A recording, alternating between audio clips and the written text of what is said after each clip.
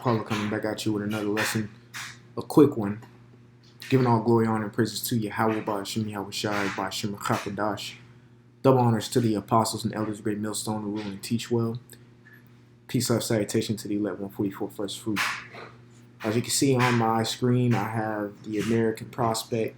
It's an article. This was published, yesterday? It says, why is Biden pushing people back to the office? Right? Because we all know that there's been a pandemic happening and a lot of people have to work from home, or people who had jobs in the office transition to going to home to mitigate the spread of whatever virus was out there. Okay? But now, since mandates are being lifted and America has once again became extremely lenient on very serious topics, serious things like a whole deadly disease going around everywhere, in a sense of showing the world that they're okay. In all actuality, America is not. America's struggling with this virus. They lift mandates, and now Biden wants to push everybody back into the office. It says, why is Biden pushing everyone back? Because Biden is just moving forward with the plan of action. That's simple. Now, this may seem like a small feat, but this affects a lot of individuals. All right? Hey, I'm going to say myself. Me personally, I work from home. This certain thing can push different companies to get more people back into the spaces as well. But I have been doing a lot of research and seeing what companies are saying about this, and a lot of companies are opposed to it. First off, because they believe, the facts still remain the same, that the pandemic is still, increasing day by day. It's spreading like wildfire really quickly. We just don't hear about it too much no more on mainstream media. Due to the fact, of the Russia-Ukraine situation going on. Next, companies are kind of opposed to it because they're actually saving money with, their employees were actually working from home. Therefore, they don't have to pay a lot of building expenses such as power, gas, natural gas, and things of that nature. And some companies have actually shut down the building or sold their properties in a sense of they don't really need it anymore. And then the next thing is the productivity of their employees have increased since them being at home. Now, of course, a lot of Americans are opposed to it because the luxury of working from home and the comfortability of working at home. Therefore, it cuts down on the gas. And who the hell wants to go into work with the gas prices like it is today? $7, almost $7, if not $7 in a gallon for regular unleaded. This is not premium, but regular unleaded gas over in California right now. Who's going anywhere? On top of a spreading virus going on, people are very opposed to what Biden's trying to push right here. Biden is actually pushing buttons of the populace of America at this moment. Why is he doing this? Again, it's a part of the plan, the program. All right, the curriculum for the NWO. Okay, pushing people back into these offices will increase the spread of whatever's going around, and there is a sickness going around for sure. And then on top of that, it pushes more of a sense to go ahead and get juiced up, because now these companies are requiring people to be fully juiced before they can proceed in working with and for their company. All right, I see a lot of companies doing this now. They're saying, are you fully juiced up? If you're not, you have to show proof of it, and then we can hire you on. So with Biden doing this and with mandates lifting, guess what's happening? Read the title right there. This is from the article from the Gothamist. This was published about 2 days ago on March 7, 2022. It says, as the Omicron subvariant is doubling in New York, just as mandates lift Right. So now what? Biden wants people to go back to work as this variant is doubling in cases and doubling in people getting sick. Now you want people to be cooped up in certain call center jobs or in these cubicles and things of that nature to continue the spread of this. And also what? It forces people to get that juice. Okay? It forces people to get that juice. Now, this brings me to this article here, which came out today at 9 a.m. It says Biden just put out an executive order on cryptocurrencies. Here's everything that's in it. Now, here's hold on one second. Executive order. All right. Now it is 1 second. Let me put an S at the end of there. I'm frequently on this page right here because this actually executive orders are public. You can go and read all these presidents. There's more presidents, but the ones that really pertain to us, you got Obama and things of that nature. Obama had, I think that that one of his main executive orders people didn't like. I think it was Executive Order 13605 or something like that. Look it up. But it pretty much said in that executive order that if you had a certain skill set and, you were needed, you can be put to work without pay. Pretty much slavery, we're already in it. We're just getting paid breadcrumbs, and Obama just signed a legislation to where you're ultimate slaves, and then you got Donald Trump's and now Biden's. But we're going to go to 2022. It is not published and out yet. He just signed it. It's probably going to get published coming up here in the next 2 days or so, and then we're going to be able to read the intricacies of the executive order. I might put this link in the description box below to show, just so you can keep up with it, and then you can read the executive order at your own free will. As you can see, usually it takes about 2 to 3 days for the executive order to get published. So you see this was signed. He signed it on the 21st of February. It ended up getting published on the 23rd. Same here.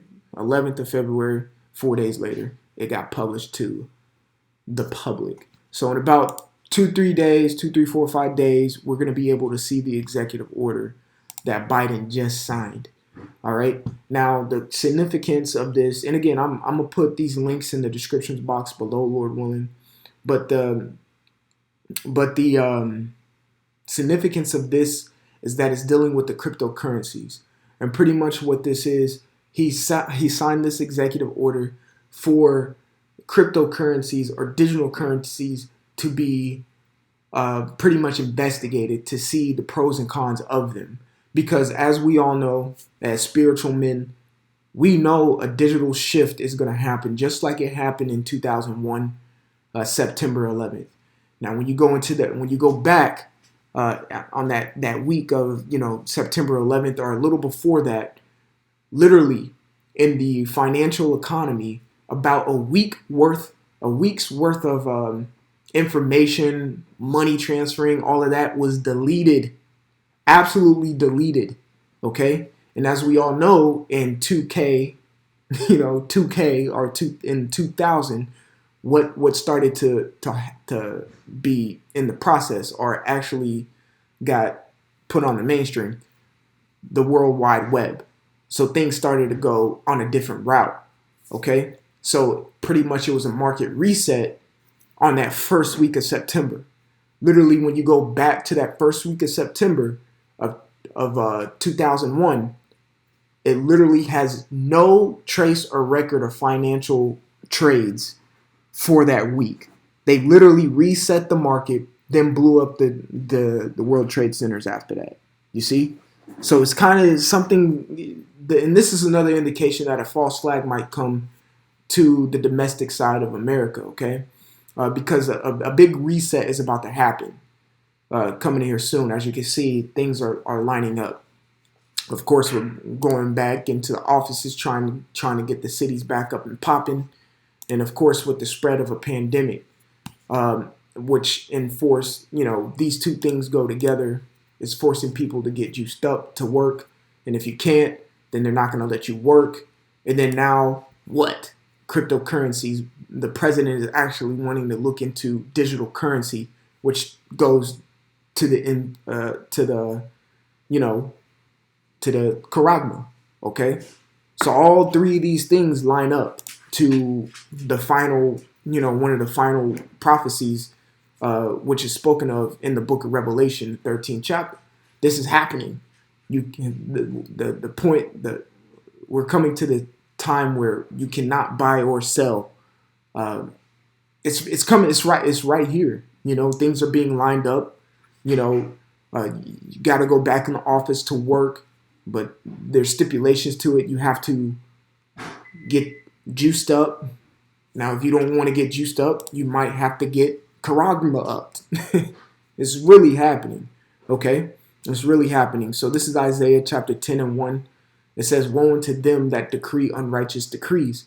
Right, because the only reason these decrees are coming out, these executive orders are being pushed. He's pushing people to go back into the public, literally.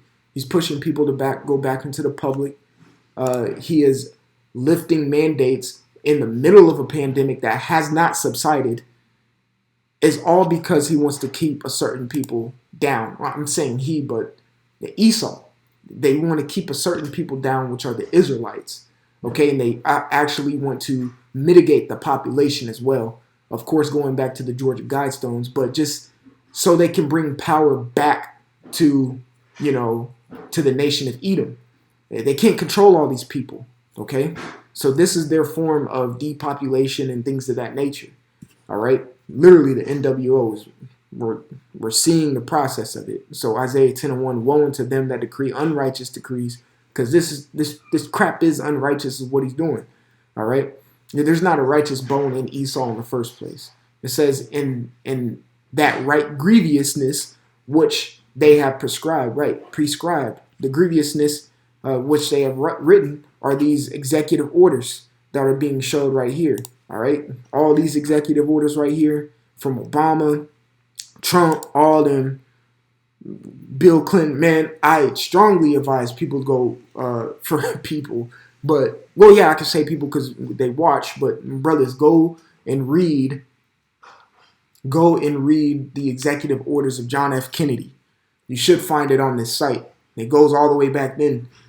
Go read the executive orders of John F. Kennedy, which these niggas be usually saying the first black president was JFK. No, he was an Edomite. Okay, he hated your guts too. All right, and so did Bill Clinton. He hated your guts. So did Barack Obama. All the presidents hated your guts. Okay, but you go back and read JFK's executive orders that are going to be exercised coming up here soon. They're pretty brutal. So verse 2, Isaiah 10 and 2 says, "To turn aside the needy from judgment," right? "To take away the right from the poor of my people, that widows may be their prey, and that they may rob the fatherless." Esau is a master of kicking somebody while they're down. And that's all he's doing right now.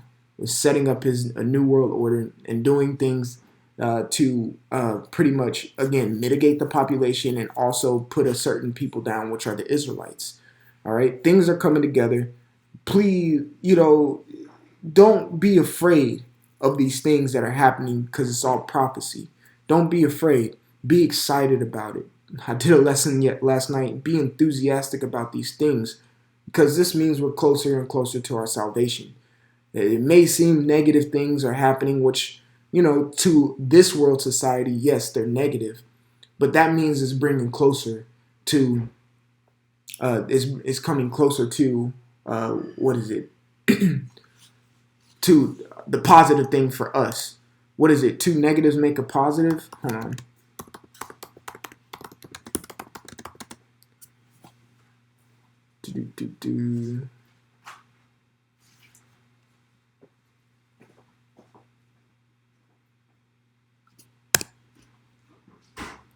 Yeah. Yeah, 2 negatives make a positive. Salakia. I have like multiple screens. But it says when you have 2 negative signs, one turns over and they add together to make a positive. So what is it? There's a saying, a parabellum, uh, par, uh, bellum, parabellum. What's that? Uh, there you go. Vis pacem parabellum, which means in pretty much in order. If you want peace, prepare for war. Okay, which the negative is the war, quote unquote, which ultimately brings the positive. So when these things are happening, it's just negative things that are happening to this world that's going to turn into a positive for us. So look at it in that light, see the silver lining, have some positivity and some optimism about yourself. So Lord willing, this is edifying. Again, I'm going to try to put these articles in the description box below so y'all can review them. Heavily strongly advised, look through some of these executive orders because it sees the plan. You can start seeing more of it, the intricacies of Esau's plan. So Lord willing, is edifying. I want to give all glory, honor, and praises to Yahweh, Ba'ashem Yahweh Shai, Ba'ashem Achakodash. Double honors to the apostles and elders of Great Millstone, who rule and teach well. Peace, love, salutation to the elect 144 first fruit. Brother Kash Kwal, until the next time. I want to say shalom, and like always, repent. For Yahweh Shai is coming sooner than what me and you believe. Shalom.